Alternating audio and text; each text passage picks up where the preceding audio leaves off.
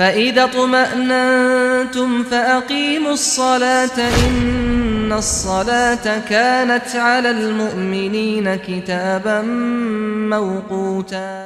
السلام علیکم ورحمۃ اللہ وبرکاتہ. الحمد للہ رب العالمین والصلاة والسلام علی اشرف الانبیاء والمرسلین نبینا محمد وعلی آلہ واصحابہ اجمعین وبعد. برادران اسلام، نماز سیریز کے تحت نماز باجماعت، اس کی اہمیت، فضیلت وغیرہ، اور پھر اس کے بعد نماز باجماعت سے متعلق چند مسائل کا سلسلہ شروع کیا گیا، اور ضمن میں چند مسائل کا تذکرہ اللہ کی توفیق سے آپ حضرات کے سامنے پیش کیا گیا.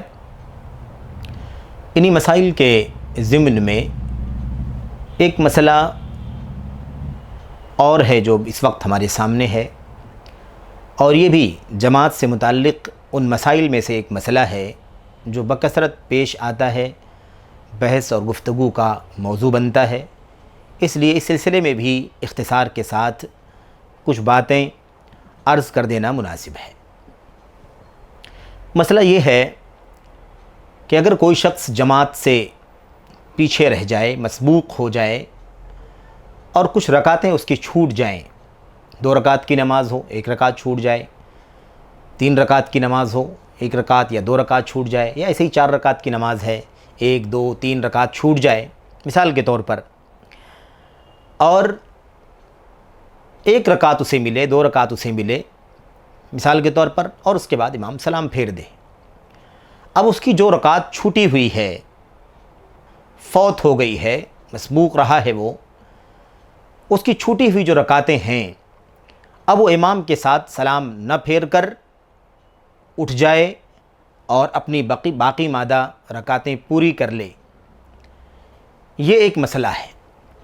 اسے کتنی رکعت پڑھنا چاہیے؟ جتنی رکعت اس کی چھوٹی ہوئی ہے کیا اتنی ہی پڑھنا ہے، یا اس کا اعتبار نہیں ہے، مکمل رکعتیں اسے دہرانی ہیں؟ پھر اس کے بعد جو اس سے بھی زیادہ باریک مسئلہ ہے وہ یہ ہے کہ جو رکعتیں اسے امام کے ساتھ ملی ہیں وہ اس کی ابتدائی رکعتیں مانی جائیں گی، یا چونکہ وہ امام کی آخری رکعت میں شریک ہوا ہے اس لیے اس کی وہ آخری رکعتیں مانی جائیں گی، اور جو رکعتیں وہ پوری کرے گا وہ اس کی ابتدائی چھوٹی ہوئی رکعتیں ہوں گی. یہ بھی ایک بہت بڑا مسئلہ ہے کہ جو رکعتیں اسے ملی ہیں وہ اس کی اول رکعت ہیں، اول نماز کی رکعتیں ہیں، ابتدائی رکعتیں ہیں نماز کی، یا وہ بعد کی ہیں اس لیے بعد کی رکعتیں ہیں. اسے جو پورا کرنا ہے ان رکعتوں کا کیا حکم ہے؟ کیا وہ نماز کی باقی مادہ رکعتیں ہیں جسے وہ اب مکمل کر رہا ہے، یا وہ پہلی چھوٹی ہوئی رکعتیں ہیں جسے وہ پڑھ رہا ہے؟ یہ ایک مسئلہ ہے، اور یہ اکثر و بیشتر پیش آتا رہتا ہے. چیمی گوئیاں بھی ہوتی رہتی ہیں، اور اس کے پیچھے بہت سارے اسباب ہو سکتے ہیں، لیکن ایک بنیادی سبب جو ہمارے سامنے ہے وہ یہ ہے کہ روایتوں کے الفاظ میں تھوڑا سا اختلاف ہے. 2 طرح کے الفاظ روایتوں میں آئے ہوئے ہیں. اس بنیاد پر کچھ پیچیدگی پیدا ہوئی ہے، اور یہ اشکال پیدا ہوا ہے کہ وہ رکعتیں کون سی ہیں. آئیے دیکھتے ہیں کہ وہ رکعتیں کیا ہیں. سب سے پہلی بات تو یہ ہے کہ جس آدمی کی رکعتیں امام کے ساتھ چھوٹ گئی ہوں اسے جتنی رکعتیں چھوٹی ہیں اتنی ہی پڑھنی ہیں. جو رکعتیں امام کے ساتھ مل گئی ہیں وہ شمار کی جائیں گی. 1 رکعت ملی ہے تو 1 رکعت شمار ہے، 2 ملی ہے 2 شمار ہے، 3 ملی ہے 3 شمار ہے. جتنی چھوٹی ہیں اتنی ہی اسے مکمل کرنی ہے. جو رکعتیں اسے ملی ہیں وہ معتبر ہیں، وہ قابل شمار ہیں اور نماز کا حصہ ہیں. چھوٹی ہوئی نمازیں اسے پڑھنی ہیں، اس سے زیادہ اسے نہیں پڑھنا ہے. اس سلسلے میں صحیح بخاری وغیرہ کے اندر حضرت مغیرہ ابن شعبہ رضی اللہ تعالیٰ عنہ کی حدیث ہے. وہ بیان فرماتے ہیں، اور یہ واقعہ دراصل غزوہ تبوک کا ہے، سرسری طور پر اس کا تذکرہ میں آپ کے سامنے کرتا ہوں. حدیث کے اندر جو باتیں بیان کی گئی ہیں اس کا خلاصہ یہ ہے، حضرت مغیرہ ابن شعبہ رضی اللہ تعالیٰ عنہ بیان فرماتے ہیں کہ وہ غزوہ تبوک میں نبی کریم صلی اللہ علیہ وسلم کے ساتھ میں تھے. نبی کریم علیہ السلام کو قضاء حاجت کی ضرورت تھی، اور آپ نے اپنی ضرورت پوری کی، اور اس کے بعد آپ قضاء حاجت کے بعد واپس ہوئے. آپ نے وضو فرمایا، مغیرہ بن شعبہ نے رضی اللہ تعالیٰ عنہ نے آپ کے وضو کا بھی ذکر کیا۔ نماز فجر کا وقت تھا اور چونکہ آپ تشریف لے گئے قضائے حاجت کے لیے، آپ تشریف لائے، آپ نے وضو کیا، اس میں وقت ہو گیا اور نماز کا وقت آ گیا، نماز کا وقت ہو گیا، اور آپ کا معمول یہ تھا کہ آپ نمازوں کو اول وقت میں پڑھا کرتے تھے۔ فجر کی نماز میں آپ کا معمول یہ تھا، جیسا کہ ہم نے اس سے پہلے بھی پڑھا ہے، کہ آپ علیہ الصلوۃ والسلام صبح صادق کے بعد ہی اسے اتنے ہی وقفے کے بعد پڑھا کرتے تھے کہ لوگ وضو کر کے حاضر ہو جائیں۔ آپ غلط ہی میں فجر کی نماز پڑھا کرتے تھے۔ بہرحال یہ سنت نبی کریم صلی اللہ علیہ وسلم کی صحابہ کرام کے سامنے تھی، اس لیے صحابہ کرام نے اس پر عمل کرتے ہوئے نماز پڑھنا شروع کر دیا۔ واقعہ یوں ہوا کہ نبی کریم صلی اللہ علیہ وسلم اور حضرت مغیرہ بن شعبہ رضی اللہ تعالیٰ عنہما دونوں جب آئے، وضو کر کے فارغ ہو کر کے آئے، تو بیان کرتے ہیں کہ ہم نے عبد الرحمن بن عوف رضی اللہ تعالیٰ عنہ کو دیکھا کہ لوگوں نے انہیں امام کی حیثیت سے آگے بڑھا دیا ہے اور وہ لوگوں کو نماز فجر پڑھا رہے ہیں، امامت کر رہے ہیں۔ بہرحال نبی کریم صلی اللہ علیہ وسلم تشریف لائے اور آپ نے نمازیوں کے ساتھ، مسلمانوں کے ساتھ صف بندی کر لی اور حضرت عبد الرحمن ابن عوف رضی اللہ تعالیٰ عنہ کی امامت میں ساتھ میں دوسری رکعت پڑھی، یعنی ایک رکعت عبد الرحمن بن عوف جو امامت کر رہے تھے ان کے ساتھ ایک رکعت چھوٹ گئی، حضرت مغیرہ بن شعبہ کی بھی چھوٹ گئی اور خود نبی رحمت صلی اللہ علیہ وسلم کی بھی چھوٹ گئی۔ بہرحال ایک رکعت ملی اور ایک رکعت چھوٹ گئی۔ جب سلام پھیرا عبد الرحمن بن عوف رضی اللہ تعالیٰ عنہ نے تو نبی کریم صلی اللہ علیہ وسلم کھڑے ہوئے اور آپ نے اپنی نماز پوری کی۔ روایت کے الفاظ کیا ہیں؟ قام فلما سلم عبد الرحمن قام رسول اللہ صلی اللہ علیہ وسلم یتم صلاتہ۔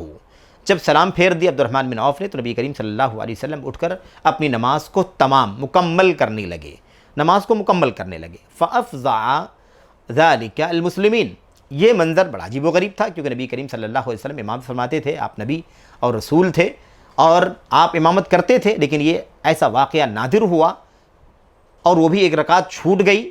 صحابہ کرام نے جب آپ کو دیکھا کہ آپ پیچھے کھڑے ہو کر کے ایک رکعت مکمل کر رہے ہیں تو صحابہ کرام مسلمان خوف میں مبتلا ہو گئے، گھبرا گئے کہ یہ کیا ہو گیا۔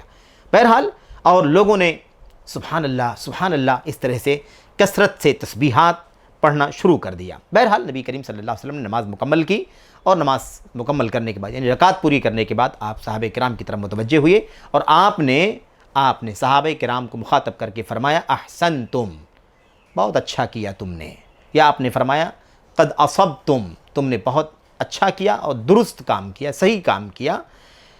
یہ اللہ کے نبی نے فرمایا اس میں جو سب سے زیادہ خوشی کی بات ہے وہ یہ ہے کہ لوگوں نے نماز کو اول وقت میں پڑھنے کی کوشش کیا اور یہی ہونا چاہیے تھا۔ اچھا اقدام ہے، اچھی دلچسپی ہے، اچھا شوق ہے، اس میں کوئی قباحت کی بات نہیں ہے۔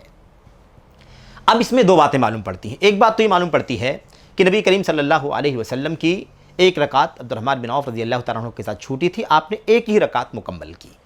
اس سے یہ بات ثابت ہو جاتی ہے کہ جتنا چھوٹے اتنا ہی مکمل کرنا ہے، اور یہ تو اللہ کے نبی علیہ السلام کا عمل ہے۔ آپ کی قولی روایتیں بھی موجود ہیں، ما ادرکتم فصلوا ما فاتکم فاتموا، جو تمہیں امام کے ساتھ ملے اسے پڑھ لو اور جو چھوٹ جائے اسے پورا کر لو، اتمام کر لو۔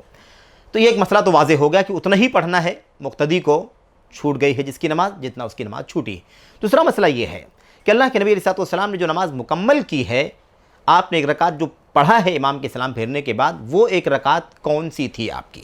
کیا وہ آپ کی ابتدائی رکعت تھی جو امام کے ساتھ ملی ہے، وہ آخری رکعت تھی؟ آپ نے جو پورا کیا وہ پہلی رکعت تھی، یا یہ کہ جو آپ کے امام کے ساتھ ملی ہے عبد الرحمن بن عوف کے ساتھ وہ پہلی رکعت تھی اور آپ نے جو مکمل کیا ہے وہ آپ کی باقی مادہ دوسری رکعت تھی؟ یہ مسئلہ اکثر و بیشتر پیش آتا ہے اور اس میں دشواری یہی ہے، ظاہر سی بات ہے کہ آدمی کو اگر پہلی کی حیثیت سے پڑھنا ہے تو ظاہر ہے کہ اس کے اندر سورہ فاتحہ ہے، سورہ فاتحہ کے ساتھ سورت کی تلاوت بھی ہے مثال کے طور پر، اور اگر بعد کی پڑھنی ہے تو اس میں سورہ فاتحہ پڑھنا کافی ہے۔ یہ ساری چیزیں یہ سارے فرق جو ہے یہاں پر آتے ہیں، اس لیے یہ مسئلہ پیدا ہوا۔ اب چونکہ روایت کے الفاظ میں کیا ہے، اس روایت کے اندر ہے یتم صلاتہ، فقام یتم صلاتہ، آپ کھڑے ہوئے نماز کو تمام کرنے کے لیے۔ تمام کسے کہا جاتا ہے؟ پہلا حصہ آگے کا کام ہو چکا ہے، جو چیز رہ گئی ہے باقی پیچھے ہے، اس کو تمام کر دیا جائے، مکمل کر دیا جائے۔ اسلام کا اتمام ہوا ہے، قرآن کریم کی نزول کا اتمام ہوا ہے۔ ظاہر ہے کہ بستہ بستہ قرآن اترتا رہا اور جو باقی چیز تھی وہ بھی آ گئی، اس طرح سے قرآن کریم مکمل ہو گئے، اس طرح سے اسلامی احکامات مکمل ہو گئے، یہ ہے تمام۔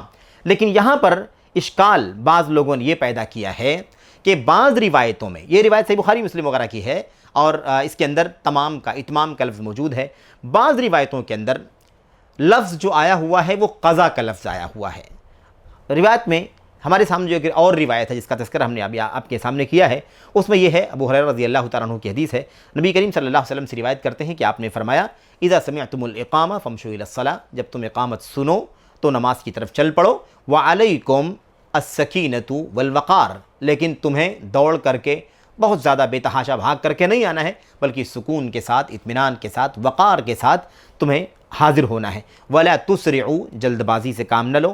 اللہ کے نبی نے فرمایا فما ادرکتم فصلوا، جو تمہیں ملے اسے پڑھ لو، وما فاتکم فاتموا، اور جو تم سے چھوٹ جائے اسے اتمام کر لو، پورا کر لو۔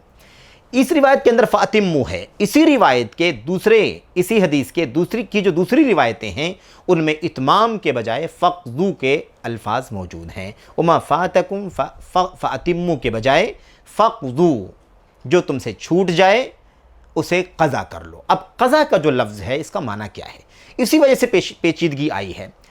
بعض اہل علم نے قضا کے لفظ سے یہ سمجھا ہے کہ قضا اسے کہا جاتا ہے جو پہلے پڑھنا چاہیے تھا اور نہیں پڑھا گیا، اور اسے اب قضا کرنا ہے، یعنی ادا کے بالمقابل قضا، اس معنی میں بعض علماء نے سمجھا ہے، اور اصطلاحی طور پر قضا کا لفظ ادا کے بالمقابل استعمال کیا جاتا ہے۔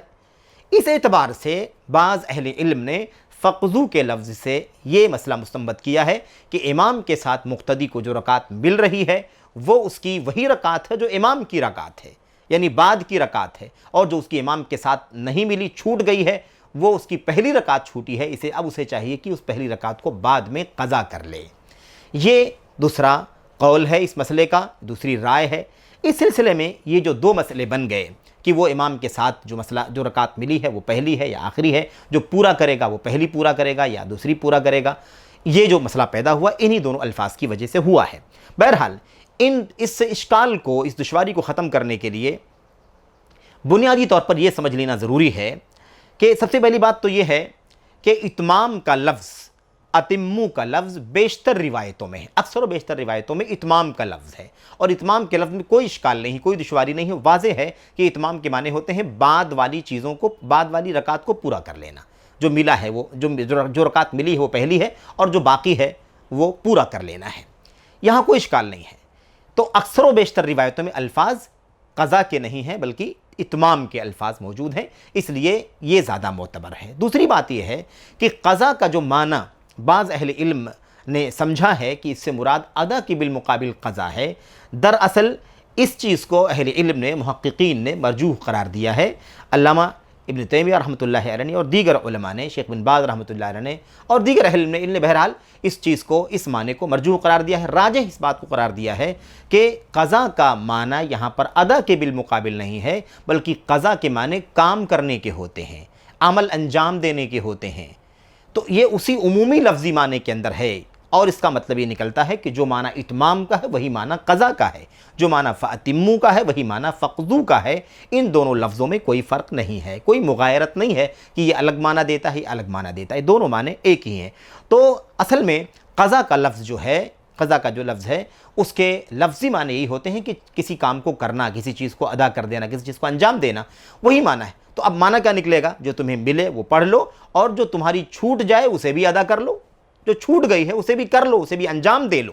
تو جو معنی اتموا کا ہے وہی معنی فقضوا کا ہے، اس لیے دونوں میں کوئی اشکال نہیں ہے، دونوں الفاظ ایک ہی معنی میں ہیں۔ جب رہی بات فقضوا کے لفظ سے بعض اہل علم کا یہ کہنا کہ اس سے مراد ادا کے بالمقابل قضا ہے، تو ظاہر ہے کہ یہ فقہ کی اصطلاح ہے نہ کہ لفظی، اور یہاں پر اصطلاح کی کوئی بات نہیں ہے۔ دراصل جو روایت کے الفاظ ہیں، جو روایت کا سیاق ہے حدیث کا، اور جو نماز سے متعلق جو گفتگو چل رہی ہے، اسی اعتبار سے اس کا معنی لیا جائے گا، نہ کہ اصطلاحی معنی لیا جائے گا، اور اصطلاحی معنی لینے سے اتمام کا لفظ معنی بھی ہے، اتمام کا لفظ استعمال کیا گیا اکثر روایتوں میں، اس لیے یہ لفظ معنی ہے کہ قضا کا لفظ جو ہے وہ ادا کے بالمقابل جو فقہ کی اصطلاح میں قضا کا معنی لیا جاتا ہے وہ معنی لیا جائے، یہ معنی نہیں لیا جا سکتا۔ اس لیے درست بات یہ ہے کہ مسبوق کو، یعنی جس کی نماز چھوٹ گئی ہے، مصلی نمازی، اس کو جو رکعت امام کے ساتھ ملی ہے وہ اس کی پہلی رکعت ہے، اور اب جو بعد میں وہ پورا کر رہا ہے وہی اس کی بعد کی رکعت ہے۔ یہی بات زیادہ راجح ہے، یہی بات زیادہ دلائل کے اعتبار سے قوی ہے اور درست ہے۔ اس لیے ہمیں اس بات کو سمجھ لینا چاہیے کہ جو رکعت امام کے ساتھ مقتدی کو ملتی ہے وہ اس کی پہلی رکعت ہے، اور جو بعد میں وہ پورا کر رہا ہے وہ اس کی وہ رکعت ہے جو بعد میں اسے پورا کرنا چاہیے، یعنی بعد کی رکعت ہے۔ بہرحال یہ چند باتیں تھیں اس حوالے سے، اور یہ اشکال اکثر و بیشتر پیش کیا جاتا ہے، یہ اشکال ختم ہونا چاہیے، اور اس سلسلے میں ہمیں یہ بات سمجھ لینی چاہیے کہ یہی معمول سلف صحابہ کرام کا تھا، جیسا کہ امام ترمذی رحمۃ اللہ علیہ نے سلف کے حوالے سے یہ بات کہی ہے اور اس کا تذکرہ کیا ہے اپنی جامع کے اندر کہ یہی طریقہ رہا ہے، اور اسی پر ہمیں بھی عمل کرنا چاہیے۔ دعا ہے کہ اللہ تبارک و تعالی ہمیں اس مسئلے کو سمجھنے کی توفیق عطا فرمائے، اور اس مسئلے میں اختلاف کرنے سے بچنے کی توفیق عطا فرمائے، سنجیدگی کے ساتھ اس مسئلے پر ایسے ہی سنت کے مطابق اللہ سے ہمیں دعا ہے کہ اللہ ہمیں عمل کرنے کی توفیق عطا فرمائے۔ آمین رب العالمین۔ السلام علیکم ورحمۃ اللہ وبرکاتہ۔